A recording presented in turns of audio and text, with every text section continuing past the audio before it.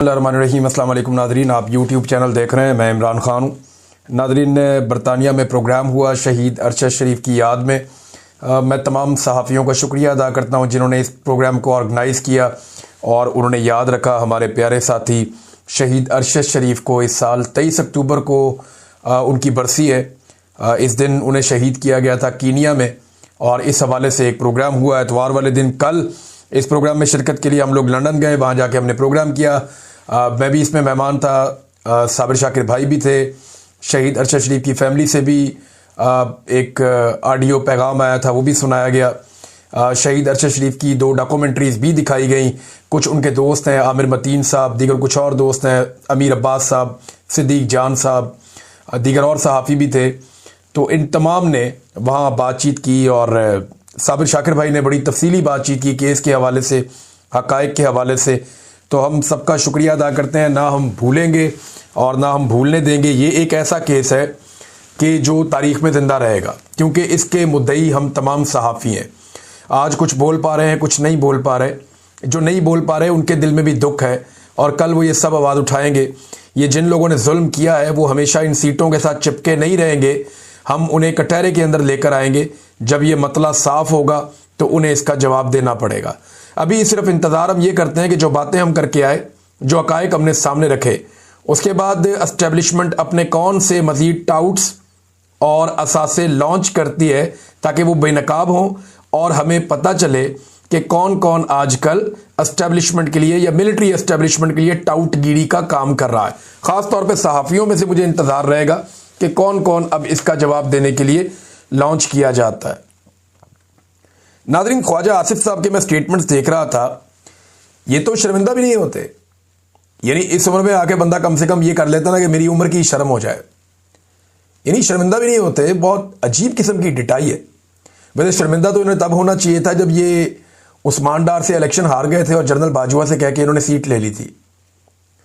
शर्मिंदा तो इन्हें तब होना चाहिए था जब ये उस्मान डार की वालदा से भी हार गए थे बगैर इंतखाबी निशान के, और इनकी हार अनाउंस भी हो गई थी ऑलमोस्ट, लेकिन फिर इन्होंने एस्टेब्लिशमेंट से जाली फॉर्म 47 ले लिए थे।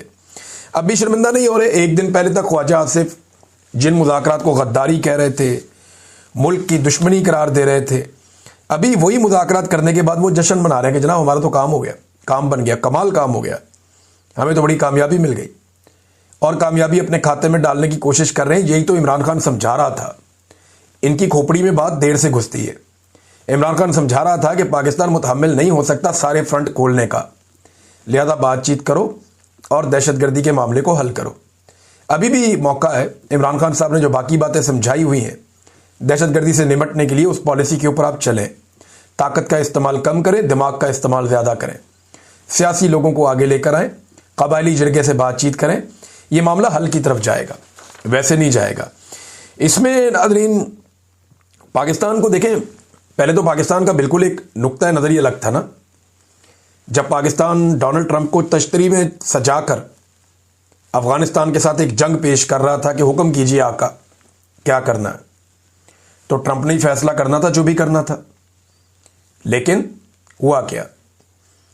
हुआ ये कि डोनाल्ड ट्रंप ने इस पर कोई तवज्जो नहीं दी, और उसकी वजह यह है कि अमेरिका में डोनाल्ड ट्रंप के साथ जो हो रहा है वो कम हो रहा है। वहाँ पे तारीखी नौयत के बड़े बड़े एहतजाज हो रहे हैं। इतने बड़े एहतजाज पहले अमरीकी सदूर के खिलाफ हमने नहीं देखे। एहतजाज होते रहते हैं अमेरिका में, लेकिन इस बड़े पैमाने पर इस तरीके से ऑर्गेनाइज एहतजाज, ये बहुत बड़ी कंपेन बन गई है। नो किंग्स मूवमेंट, कि कोई बादशाहत नहीं है, ये मूवमेंट चल रही है वहाँ पे अमेरिका में, ट्रंप के खिलाफ चल रही है। और ट्रंप ने लोगों को चिढ़ाने के लिए एक अजीबोगरीब आर्टिफिशियल इंटेलिजेंस की वीडियो लगा दी। वो लोग और चिढ़ गए। को कहा जा रहा है को 70 लाख लोग बाहर आ गए, कुछ लोग कह रहे हैं इससे भी ज़्यादा आ गए, और बड़ी तादाद में बाहर निकल के उन्होंने झंडे गाड़ दिए एहतजाज के। लेकिन वहाँ पे मैं हैरान हो रहा था, ना कंटेनर लगते हैं, ना गिरफ्तारियाँ होती हैं, ना चादर और चारदीवारी का तकद्दुस पामाल किया जाता है, ना बंदों को उठाया जाता है उनके घरों से, ना ख़वातीन को सड़कों पर घसीटा गया वहाँ पर, ना गोलियाँ चलाई गई। भी अमेरिका के पास तो बेहतरीन हथियार है, उनकी फ़ोर्स तो बहुत ताकतवर है पाकिस्तान की फ़ोर्स से। आपने देखा ना, आपके आर्मी चीफ भी वहाँ जाते हैं तो कैसे मुहज़्ज़ब होकर खड़े होते हैं, जो यहाँ के सबसे ताकतवर आदमी है। तो इसका मतलब है वो बहुत ताकतवर है अमेरिकन, लेकिन उन्होंने यूज़ ऑफ फोर्स अपने लोगों पर नहीं किया। ये इक़दार होती हैं मुल्कों की। उन्हें पता है कि अपने लोगों को नहीं मारते। लेकिन आप देखें पाकिस्तान में हमारी जो मिलिट्री एस्टेब्लिशमेंट है वो ऐसी पॉलिसियां बनाते हैं जिनमें वो अपने लोगों को मारते हैं। अब जब ट्रंप ने इस पर तवज्जो नहीं दी तो पाकिस्तान को एक और बात का खतरा पैदा हुआ। पाकिस्तान के पास कुछ इंटेलिजेंस रिपोर्ट्स हैं, और ये मैं आपको जिम्मेदारी के साथ कह रहा हूं, इक्का दुक्का जगह पे ये चीज़ें छपी भी हैं, लेकिन मैं जो आपको न्यूज़ दे रहा हूं ये मैं अपने सोर्स से आपको खबर दे रहा हूं, और ये कंफर्म भी कर सकते हैं जो जर्नलिस्ट हैं इस्लामाबाद में, रावलपिंडी में। पाकिस्तान की इंटेलिजेंस के पास ये इतला है कि भारत बहुत जल्द अगले 1 या 2 महीने में कोई ना कोई फॉल्स फ्लैग ऑपरेशन करके दोबारा पाकिस्तान के साथ ऑपरेशन सिंदूर जैसी सूरत पैदा कर सकता है। ऐसे में अफगानिस्तान के साथ एक पंगे में लगातार रहना और फिर भारत जैसे खतरे का सामना करना, ये दोनों चीज़ें अगर एक साथ होती हैं तो पाकिस्तान के लिए बड़ी प्रॉब्लम हो सकती थी।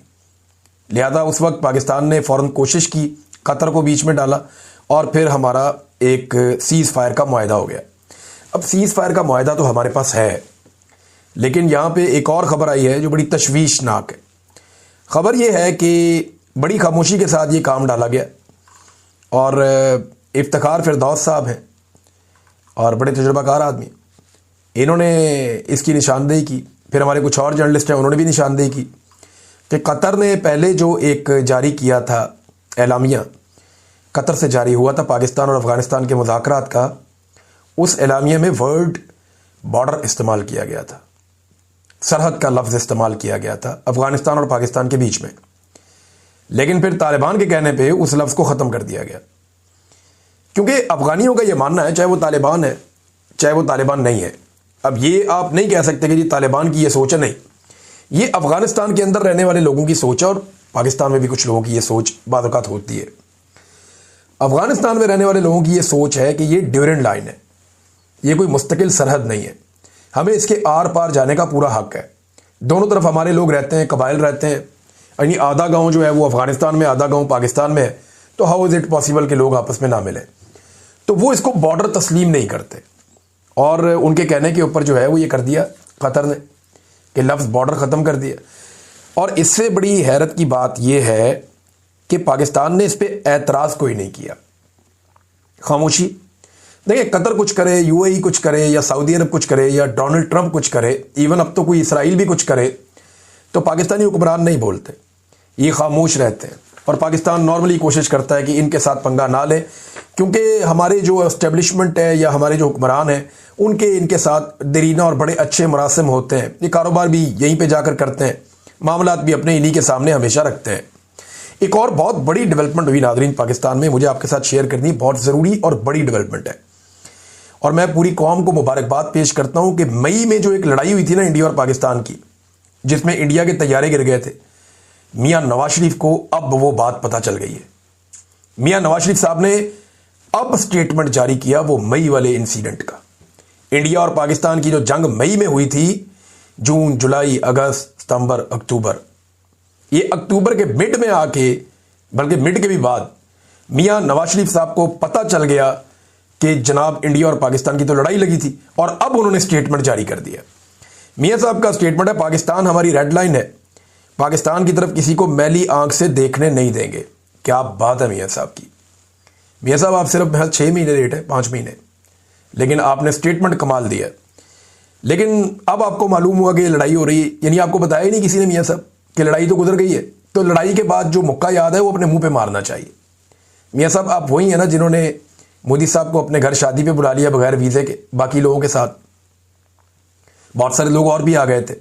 आप वही है ना जिनकी दिलचस्पी कश्मीरी क़यादत से मिलने से ज़्यादा भारतीय कारोबारी हजरात से मिलने में रहती है। मियाँ साहब आप वही है ना जो साड़ियाँ और आमों के तोहफे भिजवाते हैं और वो वहाँ से आपको इल्ज़ामात भिजवाते हैं, वही है ना मियाँ साहब आप। तो आप ये बात कैसे कह सकते हैं? हमला तो हमारे ऊपर नरेंद्र मोदी ने किया था ऑपरेशन सिंदूर, और अनाउंस करके किया था। उस वक्त आप बोले नहीं, एक लफ्ज़ नहीं बोले, और जब लड़ाई खत्म हो गई, लोग भूल भाल गए, तो मियाँ साहब का स्टेटमेंट आ गया कि मैली आंख से नहीं देखने देंगे। भाई कौन देख रहा है मैली आंख से? अफगान हुकूमत के साथ आपके मुज़ाकरात हो गए, अब तो कोई नहीं देख रहा। इंडिया ने आपको जब मैली आंख से देखा था तो आपका ट्विटर बिल्कुल खामोश रहा और कई महीने तक खामोश रहा, और अब जाके मियाँ साहब का लगता है ट्विटर स्लो है, या मियाँ साहब का अपना ही कोई सिस्टम स्लो है कि मियाँ साहब को महीने लग जाते हैं बात को समझने में जब पाकिस्तान वापस आने का वक्त था मियाँ साहब आए नहीं, और जब सब कुछ हाथ से निकल गया तो मियाँ साहब पाकिस्तान आ गए। फिर मियाँ साहब वज़ीर आज़म बन नहीं सके, उस बात का भी उन्हें बहुत दुख है, बड़ी तकलीफ है। नादरीन, एस्टेब्लिशमेंट को एक बड़ी मुसीबत और पड़ी हुई, ये जो सुहेल अफरीदी है ना, एक तो ये हाथ नहीं आ रहा, इसने अब जो एक्टिविटी की है ना कि जरगा बुलाएंगे और एक बड़ा जरगा बुलाएंगे कबायली इलाकों का, सरदारों का, माहिदीन का, ये एक बहुत बड़ी एक्टिविटी होने जा रही। इससे पहले जब ये एक्टिविटी हो रही थी तो पाकिस्तान की मिलिट्री एस्टेब्लिशमेंट को इतना प्रॉब्लम हो गया था गंडापुर के दौर में कि उन्होंने बहुत प्रेशर बना लिया था। गंडापुर के साथ, तवातर के साथ मुलाकातें की गई थी। फिर हमने देखा वहाँ पे एक पुलिस का ऑपरेशन भी हुआ था जिसमें पैरामिलिट्री भी मौजूद थी, और फिर वहाँ पे कुछ लोग जो हैं वो जाँ बहक भी हो गए थे। बड़ा रोला पड़ गया था, बाद में फायर फाइटिंग के लिए गंडापुर को भेजा भी गया था। लेकिन पूरी कोशिश की गई कि एक तो जरगा कामयाब ना हो, और अगर हो जाए तो उसके मुतालबा दब जाए मुख्तलिफ खबरों के अंदर। अब दोबारा जरगा बुलाया जा रहा है और बड़ा जरगा बुलाया जा रहा है, तो एस्टेब्लिशमेंट को खलबली मच गई, परेशानी हो गई कि ये जरगा जो है रिपोर्ट होगा पूरे पाकिस्तान में, सोशल मीडिया इसको रिपोर्ट करेगा, रोला पड़ेगा। और खैबर पख्तूनख्वा की जो हुकूमत है वो इसको खुद कर रही है, तो वो सिस्टम से भी इसको सपोर्ट लेकर देगी। लेकिन एक मेरी गुजारिश है कि खैबर पख्तूनख्वा की हुकूमत को, या पाकिस्तान तहरीक इंसाफ की जो हुकूमत है खैबर पख्तूनख्वा में, उन्हें हर लिहाज से इस जरगे की सिक्योरिटी का ख़ास ख्याल रखना होगा, और उन्हें ख़ास ख्याल रखना भी चाहिए, क्योंकि ये बहुत इम्पॉर्टेंट जरगा है और दुश्मन इसे सबोटाज करने की कोशिश कर सकता है। जो दहशतगर्द है वो इसका फ़ायदा उठाने की कोशिश कर सकते हैं, लिहाजा इसमें जो है वो कोशिश की जाए कि ऐसा कुछ ना हो। नादरीन, इसराइल ने अमली तौर पर जो जंगबंदी है वो ख़त्म कर दी। मैं आपको जब ये कह रहा हूँ तो ज़िम्मेदारी के साथ कह रहा हूँ, खबरें आ गई पूरी दुनिया से, खबरें आ गई हैं कि इसराइल ने मुहासरा बहाल कर लिया। इमदादी जो सरगर्मियाँ हो रही थी, जो फ़लस्तीनियों के लिए खाना आ रहा था, पानी आ रहा था, दवाइयाँ आ रही थी, इमदाद आ रही थी, वो सारा सिलसिला भी इसराइल ने रोक दिया है और बमबारी भी शुरू कर दी है। हमास का स्टेटमेंट भी आ गया, एक इसराइली वज़ीर का स्टेटमेंट भी आ गया। वज़ीर दिफा जो है इसराइल का, उसने हमास के खिलाफ सख्त कार्रवाई का हुक्म दे डाला है। 20 मुकामात पर फ़िज़ाई हमले इसराइल ने किए हैं गुज़िश्ता 24 घंटों में, 20 मुकामात पे। और ये भी जंगबंदी है जिसके ऊपर पाकिस्तान दस्तखत करके इतरा रहा है, जिस पे रोज़ाना की बुनियाद पे हाफिज़ ताहिर अशरफी साहब कहते हैं जनाब कि ये तो फील्ड मार्शल और शहबाज शरीफ को क्रेडिट चाहता है, इनके खाते में डालते हैं। तो और ये कहते हैं जी डोनाल्ड ट्रंप को क्रेडिट चाहता है। ये उन सारों को क्रेडिट जाता है जो बमबारी हो रही है, जो इसके अंदर शामिल थे। बहरहाल हमास ने क्या कहा, मेरे ख्याल में पहले वो सुन ले। हमास ने कहा कि हमने मुआहदे की मुकम्मल पाबंदी की है, कोई खिलाफ वर्जी नहीं की। काबिज़ इसराइल ने पहले दिन से मुआहदा तोड़ा है और आम शहरियों पर हमले किए, इमदाद रोकी है, ख़वातीन और बच्चों को रिहा नहीं किया, शहदा की लाशों की बेहुरमती की है, तबाही का जिम्मेदार इसराइल है। ये जनाब हमास का स्टेटमेंट है। RTE उर्दू के ऊपर ये स्टेटमेंट छपा है। अब यहाँ पे एक और स्टेटमेंट है, एक इंटरव्यू चल रहा था और ये इसराइली टेलीविज़न है जिसके ऊपर ये इंटरव्यू चल रहा था, क्योंकि उसमें जो अबरानी ज़बान है वो लिखी हुई है, जो वो इसराइली बोलते हैं, और वो उसी तरह उसका रस्मुल ख़त भी अलग है। इसमें जो है ना वो एक बिन गवीर उनका एक वज़ीर है, वो ये कहता है कि अब जबकि हमें यरगमाली वापस मिल गए हैं, यानी जो हमारे लोग हमास की कैद में थे, जब हमें वो सारे वापस मिल गए हैं, हमें दोबारा जंग में वापस आना चाहिए और गज़ा पर जहन्नुम के दरवाजे खोल देने चाहिए। ये जनाब इसराइली वज़ीर कह रहा है, और इसके ऊपर अभी तक ना अमेरिका की कोई मजम्मत आई, ना पाकिस्तान की कोई मजम्मत आई, और लगातार अटैक हो रहे हैं, हमले नहीं रुक रहे जो किए जा रहे हैं लगातार फ़लस्तीनियों के ऊपर। तो अब पाकिस्तान में जो ताशे बजाने वाले लोग थे वो जवाब दें ना। हाफिज़ ताहिर अशरफी साहब तो मस्जिद अक्सा में मिठाइयाँ बांट रहे थे। मैंने उनको बताया था कि सर मस्जिद अक्सा में आप अपनी मर्जी से नमाज अदा नहीं कर सकते, तो आप मिठाइयाँ कैसे बांटेंगे? ये सिर्फ एक माहौल बनाया गया था अपने यरगमाली वापस लेने के लिए। इसराइल को अगर मुसलमान मुल्कों ने पाबंद ना किया और डोनाल्ड ट्रंप के ऊपर दबाव ना डाला तो ये जंगबंदी फिर ख़त्म ही समझें, बल्कि अब तो ख़त्म हो गई है। इसको अगर दोबारा शुरू करवाना है तो दबाव इन्हें डालना पड़ेगा, वरना मेरी दानिश में चीज़ें वैसे ही चलेंगी जैसे पहले चल रही थी। नादरीन, इमरान खान की बहन नौरीन खानम ने कहा कि इमरान खान के बकौल वो जानते हैं, यानी इमरान खान ने खुद कहा कि ये मुझे कभी नहीं छोड़ेंगे क्योंकि ये मुझसे डरते हैं। उन्हें पता है इमरान खान की हुकूमत आ जाएगी या ये हुकूमत को गिरा देगा वापस आके बाहर। और ये बात सच है। यानी अगर इमरान खान साहब को कानून के मुताबिक छोड़ा जाता ना, तो पिछले साल जो वकला ने हमें कैलकुलेशन बताए थे, जो इमरान खान साहब के वकला हैं, जो न्यूट्रल वकला भी थे, जो ये केस नहीं लड़ रहे थे, वो भी ये कहते थे, जर्नलिस्ट जो इमरान खान के हक में है या उनके खिलाफ है, वो भी ये कहते थे कि 2024 में कोई बाज़ औक़ात लोग कहते थे अगस्त में, कुछ लोग कहते थे नवंबर तक इमरान खान साहब को बाहर आ जाना चाहिए, क्योंकि कानूनी तौर पे उनको जेल में रखने के जवाब खत्म हो गए। लेकिन क्योंकि मौजूदा मिलिट्री एस्टेब्लिशमेंट और हुकूमत ये समझती है कि इमरान खान इनके लिए बहुत बड़ा खतरा है,